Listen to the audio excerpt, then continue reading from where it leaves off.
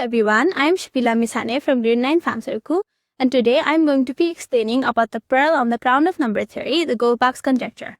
The origin of this conjecture can be dated back all the way to the 1700s, when in 1742, Prussian mathematician Christian Goldbach wrote a letter to Leonhard Euler stating that every number could be written in the form of the sum of two prime numbers.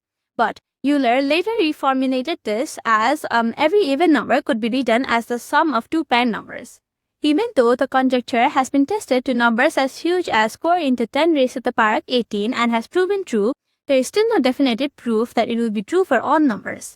Here you can see that on either side of the triangle there have been prime numbers listed all the way from 2 to 29. Here we can see that there have been lines drawn from each prime as well. Where the lines of the prime 2 intersect, there is a marker. This marker shows the even number 4.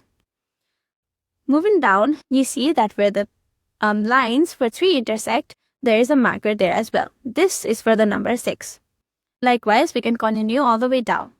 Now, if we observe here, we can see that the numbers are repeated. Now, if we were to draw a perpendicular all the way from the vertex to the base, bisecting the triangle into two halves, there will be no change, as the numbers we can see have been repeated equally here on this side and on this side as well.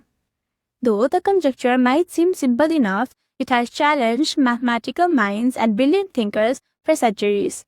This shows that the primes are the fundamentals of all integers, exhibiting interesting patterns when combined together. So, that was it from me today, and I hope you learned something interesting. Thank you.